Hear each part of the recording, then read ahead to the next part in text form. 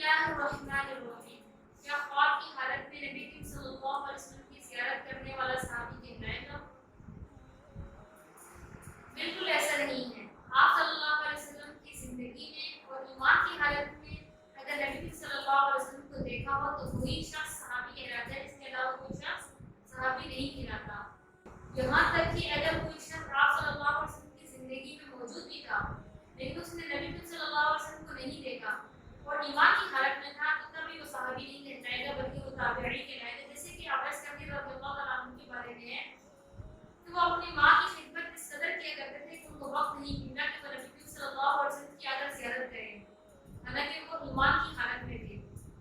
اس وجہ سے ان کو صحابی نہیں کہا جا سکتا۔ اور دوسرا سوال یہ ہے کہ اگر کسی نے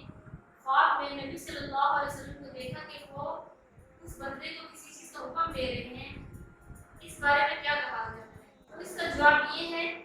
کہ اگر آپ صلی اللہ علیہ وسلم نے خواب میں کسی بندے کو کسی کام کا کرنے کا حکم دیا ہے یا پھر کسی کام سے رکنے کا حکم دیا ہے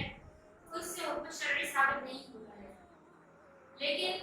بہتر یہی ہے کہ اس کام کو کیا جائے